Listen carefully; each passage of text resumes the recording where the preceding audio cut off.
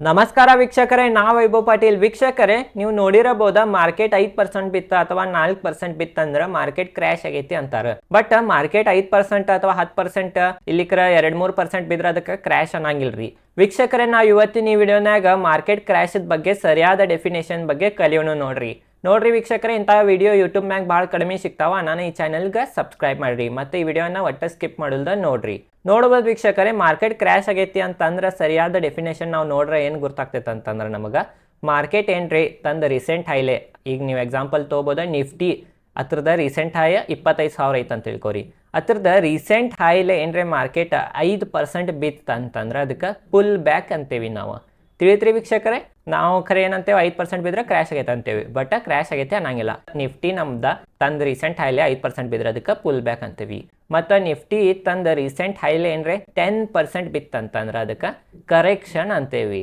ತಿಳಿತ್ರಿ ವೀಕ್ಷಕರೇ, 10% ಏನ್ರಿ ನಿಫ್ಟಿ ತಂದು ರೀಸೆಂಟ್ ಹೈಲೆ ಏನ್ರಿ ಬಿತ್ತು ಅಂತಂದ್ರೆ ಅದಕ್ಕೆ ಕರೆಕ್ಷನ್ ಅಂತೇವಿ, ಅದಕ್ಕೆ ಕ್ರ್ಯಾಶ್ ಅನ್ನಂಗಿಲ್ಲ.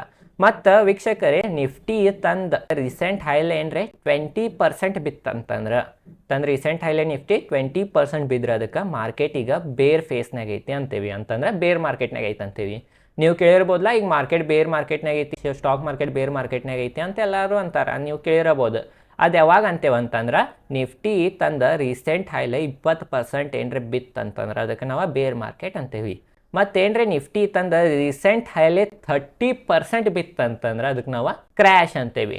ತಿಳಿತ್ರಿ ವೀಕ್ಷಕರೇ, ಮಾರ್ಕೆಟ್ ಕ್ರ್ಯಾಶ್ ಆಗೈತೆ ಯಾವಾಗ ಅಂತೇವೆ ಅಂತಂದ್ರೆ ನಿಫ್ಟಿ ತಮ್ಮದು ರೀಸೆಂಟ್ ಹೈಲೆ 30% ಬೀಳ್ಬೇಕು, 30% ಬೀಳ್ಬೇಕು. ಅವಾಗ ಏನಂತೇವೆ ಅಂದ್ರೆ ನಿಫ್ಟಿ ಈಗ ಕ್ರ್ಯಾಶ್ ಆಗೈತಿ ಅಂತಂದ್ರೆ ಸ್ಟಾಕ್ ಮಾರ್ಕೆಟ್, ನಮ್ಮ ಇಂಡಿಯಾ ಸ್ಟಾಕ್ ಮಾರ್ಕೆಟ್ ಕ್ರ್ಯಾಶ್ ಆಗೈತಿ ಅಂತೇವಿ. ಮತ್ತು ವೀಕ್ಷಕರೇ, ಏನ್ರಿ ನಿಫ್ಟಿ ತಂದು ರೀಸೆಂಟ್ ಹೈಲೆ ಅಂತಂದ್ರೆ ಈಗ ನಿಫ್ಟಿ ಎಕ್ಸಾಂಪಲ್ ತೋರಿ 20,000 ಐತೆ ಅಂತ ತೋರಿ. 20,000ದಿಂದ ಏನ್ರಿ 10,000 ಬಂತು ಅಂತಂದ್ರೆ 50% ಏನ್ರಿ ನಿಫ್ಟಿ ಬಿತ್ತು ಅಂತ ತಿಳ್ಕೊರಿ. ಅವಾಗ ಏನಂತೇವೆ ಅಂತಂದ್ರೆ ರಿಸೆಷನ್ ಬಂದೈತಿ ದೇಶನಾಗ. ತಿಳಿದ್ರಿ ವೀಕ್ಷಕರೇ, ಈಗ US ಮಾರ್ಕೆಟ್ ರಿಸೆಷನ್ ಬರೋದೈತೆ ಅನ್ನತ್ತಾರ. ಬಟ್ ಅದು ಸರಿ ಡೆಫಿನೇಷನ್ ಇಲ್ರಿ. US ಮಾರ್ಕೆಟ್ 50% ಬಿತ್ತು ಅಂದ್ರೆ ರಿಸೆಷನ್ನಾಗ ಬಂದೈತಿ ಅಂತೇವಿ ನಾವು. ತಿಳಿದ್ರಿ ವೀಕ್ಷಕರೇ, ನೋಡ್ರಿ ಇನ್ನೊಂದ್ಸಲ ಹೇಳ್ತೇನೆ. 5% ಬಿತ್ತು ನಿಫ್ಟಿ ತಂದು ರೀಸೆಂಟ್ ಹೈ ನೆನಪಿಟ್ಕೋರಿ. ಇದು 5% ಬಿತ್ತು ಅಂತಂದ್ರೆ ಪುಲ್ ಬ್ಯಾಕ್ ಅಂತೇವಿ, 10% ಬಿತ್ತಂದ್ರೆ ಕರೆಕ್ಷನ್ ಅಂತೇವಿ, 20% ಬಿತ್ತಂದ್ರೆ ಬೇರ್ ಮಾರ್ಕೆಟ್ನಾಗ ಹೋಗೈತೆ ಅಂತೇವಿ, 30% ಬಿತ್ತಂದ್ರೆ ಕ್ರ್ಯಾಶ್ ಆಗೈತೆ ಅಂತೇವಿ, ಮತ್ತು 50% ಬಿತ್ತಂದ್ರೆ ರಿಸೆಷನ್ ಬಂದೈತಿ ಅಂತೇವಿ. ತಿಳಿದ್ರಿ ವೀಕ್ಷಕರೇ, ಈಗ ಸದ್ಯನಾಗ ಮಾರ್ಕೆಟ್ ಬಿದ್ದೈತಿ. ಈಗ ಮಾರ್ಕೆಟ್ ಎಷ್ಟು % ಬಿದ್ದೈತಿ ಅದ್ರ ಮ್ಯಾಗ ನಾವು ಅಳಿಯೋನು ಎಷ್ಟು ನಮ್ಮ ಮಾರ್ಕೆಟ್ ಯಾವ ಫೇಸ್ನಾಗ ಐತೆ ಅಂತ ಗೊತ್ತಾಗ್ತೈತಿ. ನೋಡ್ಬೋದು ವೀಕ್ಷಕರೇ, ನಮ್ದು ನಿಫ್ಟಿ ಲಾಸ್ಟ್ 5 ದಿನ ಆತ 3.30% ಬಿದ್ದೈತಿ. ಮತ್ತು 1 ತಿಂಗಳಿನಾಗ ನೋಡ್ರೆ 0.34% ಬಿದ್ದೈತಿ. ಅಂತಂದ್ರೆ ವೀಕ್ಷಕ 1 ತಿಂಗಳು ಹಿಡಿದ್ರೆ ಏನೂ ಬಿದ್ದಿಲ್ಲ ಮಾರ್ಕೆಟ್. ಬಟ್ 5 ದಿನದ್ನಾಗ 3.30% ಬಿದ್ದೈತಿ. ಅಂತಂದ್ರೆ ವೀಕ್ಷಕರೇ, ಇದು ಯಾವ ಫೇಸ್ನಾಗೂ ಇಲ್ಲ. ಯಾಕಂತಂದ್ರೆ 5%ಗಿಂತ ಹೆಚ್ಚು ಬಿದ್ದರೆ ಅದಕ್ಕೆ ಪುಲ್ ಬ್ಯಾಕ್ ಅಂತೀವಿ. ಇದು ಪುಲ್ ಬ್ಯಾಕ್ ಕಡೆನೂ ಬಂದಿಲ್ಲ ಅಂತಂದ್ರೆ ನಮ್ದು ಇಂಡಿಯನ್ ಸ್ಟಾಕ್ ಮಾರ್ಕೆಟ್ ಇನ್ನೂ ಭಾಳ ಬಿದ್ದಿಲ್ಲ, ಹೆಚ್ಚು ಸಂಜೋ ಅವಶ್ಯಕತೆ ಇಲ್ಲ ನಾವು.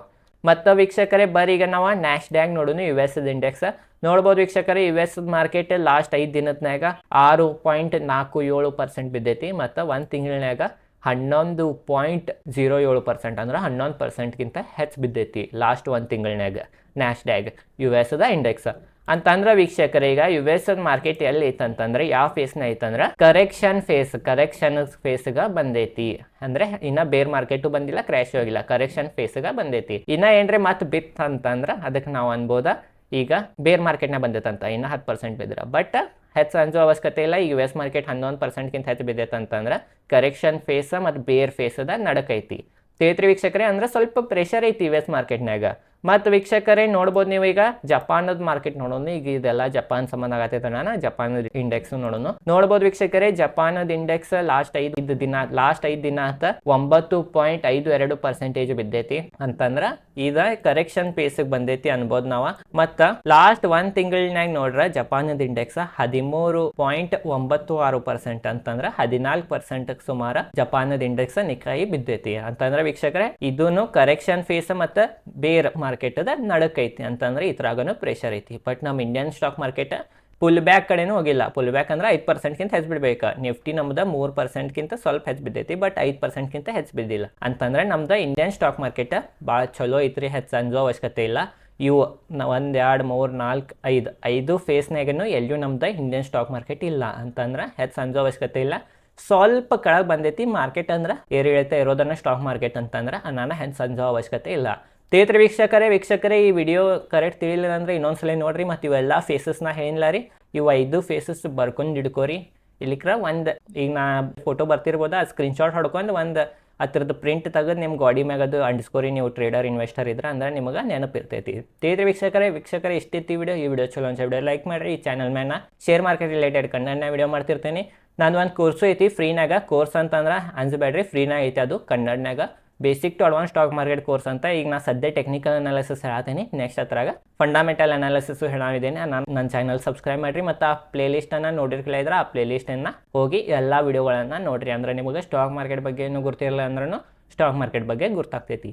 ತಿಳಿತ್ರಿ ವೀಕ್ಷಕರೇ ವಿಡಿಯೋ ಚಲೋ ಅನ್ಸಿ ವಿಡಿಯೋ ಲೈಕ್ ಮಾಡಿರಿ. ಈ ಚಾನಲ್ ಮ್ಯಾನ ಶೇರ್ ಮಾರ್ಕೆಟ್ ರಿಲೇಟೆಡ್ ಕನ್ನಡನ ವಿಡಿಯೋ ಮಾಡ್ತಿರ್ತೇನೆ.